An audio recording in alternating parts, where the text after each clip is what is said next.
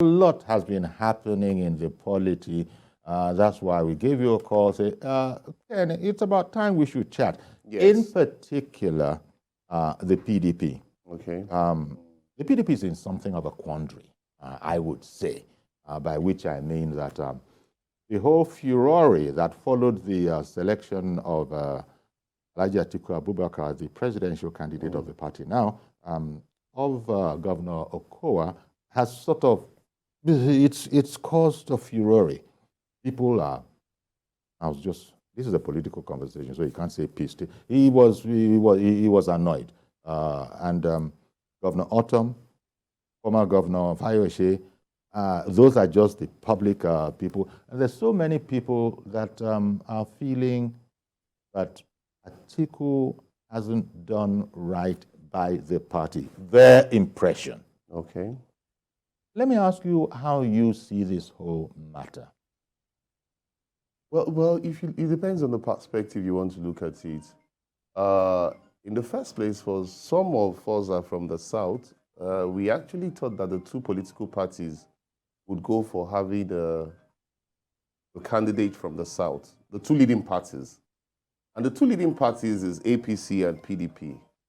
And so by the time they were talking about the party zoning the presidency to the South, it was expected that it would have been a situation of what we had in 1999. Remember the Falaye and the Obasanjo option, where Olufalaye ended up becoming the candidate of the APP and the Alliance of Democracy. But in this case, we already had two leading parties. And so I thought the PDP was also going to go that way of the South. And so when it now happened that it eventually gravitated towards the North, a few people were disappointed. Because the disappointment was already there. Because if you look at it, Buhari is the president of not the PDP, of not the APC alone. Buhari is the president of the APC and PDP. And so it is very, very uncommon for you to now say, because in the PDP tenure, they have had 14 years of the South and they've had 2 years of the North. And so it makes sense for you to throw the ticket open. You can't throw a ticket open and not expect to have the kind of results that they had. So it started from the foundation. And the Southern governors came together to say, when I mean the Southern governors, the APC governors and the PDP governors came together to say, look, we wanted the ticket to be zoned to the South. And if you look at it, at the end of the day, the APC kept to that agreement of going to the South. The PDP didn't keep to his own agreement. So there was already bad blood amongst the Southern governors of the Southern governors in the PDP, especially since two of their own, Wike and Udom, had thrown their hats into the ring. One would have expected that they would have supported either of the two. Well, it happened that the entire support didn't go that way. And some went up north. And so that was the bane of the whole crisis. The way the PDP went, as you know, it's against their own constitution, I understand. Yes, because the constitution of the PDP, I know, has rotational presidency entrenched in it. And that was why I gave that example of saying that Buhari was not only the president of the APC, he was also the president of the PDP. And you know, let's even look at removing the sentiments of the South. Now, if a candidate has emerged, which was Atiku Abubakar, I would have expected that if he wanted to choose a running mate, the buck stops at his table. There was another mistake again.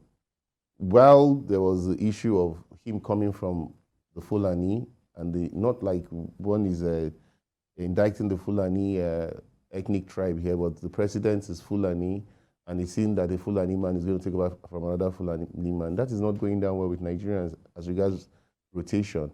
So while it was the dust of getting an Atiku, who is also a Fulani man from the Northeast, become the candidate, then he decided to set up a committee.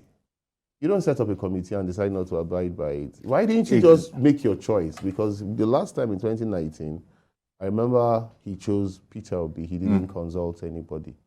So since it was his prerogative, he should have also chose Okowa if he wanted to choose Okowa. Why set up a 17-man committee and they make a report and you justician the report?